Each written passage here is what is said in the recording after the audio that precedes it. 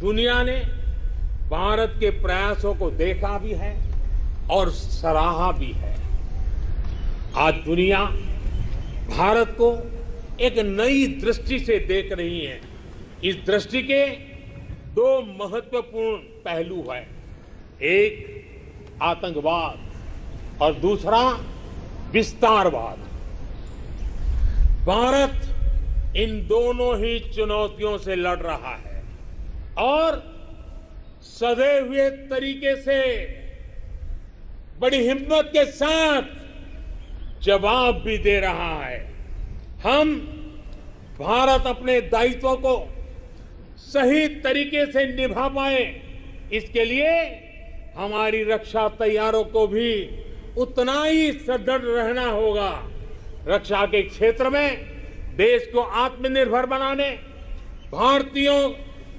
भारत की कंपनियों को प्रोत्साहित करने के लिए हमारे मेहनती उद्यमियों को नए अवसर उपलब्ध कराने के लिए हमारे प्रयास निरंतर जारी हैं।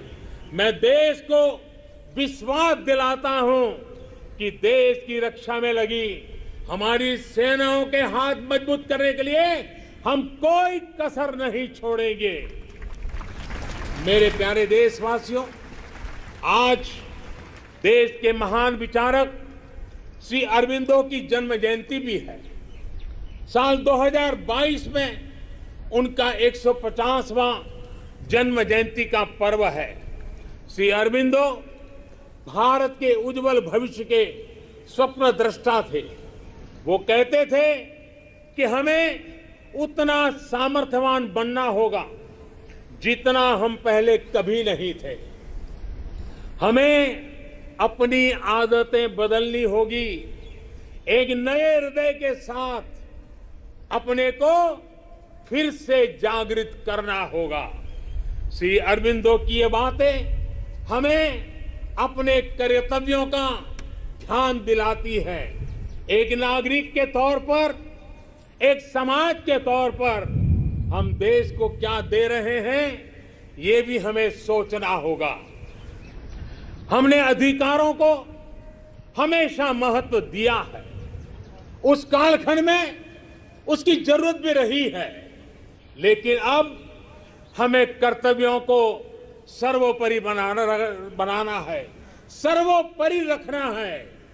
जिन संकल्पों का बीड़ा आज देश ने उठाया है, उन्हें पूरा करने के लिए हर जन को जुड़ना होगा, हर देशवासी को इसे ओन करना होगा। देश के जल संरक्षण का अभियान शुरू किया है तो हमारा कर्तव्य है पानी बचाने को अपनी आदत से जोड़ना। देश अगर डिजिटल लेन देन पर बल दे रहा है तो हमारा भी कर्तव्य है कि हम भी कम से कम कैश वाला ट्रांजैक्शन करना। देश ने लोकल फॉर वोकल का अभियान शुरू किया है तो हमारा कर्तव्य है कि ज्यादा से ज्यादा स्थानीय उत्पादों को खरीदे।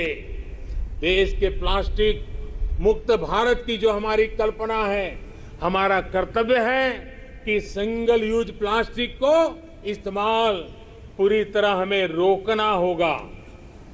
ये हमारे ही कर्तव्य है कि हम अपनी नदियों में गंदगी न डालें, अपने समंदर के किनारों को स्वच्छ रखें। हमें स्वच्छ भारत मिशन को भी एक और नए मुकाम तक पहुंचाना है। आज जब देश आजादी के 75 वर्ष के उपलक्ष्य में आजादी का अमृत महोत्सव मना रहा है तो हमें इस आयोजन से जुड़ना भी, उसके में बढ़ चढ़ करके हिस्सा लेना, संकल्पों को बार बार जगाते रहना, ये हम सबका कर्तव्य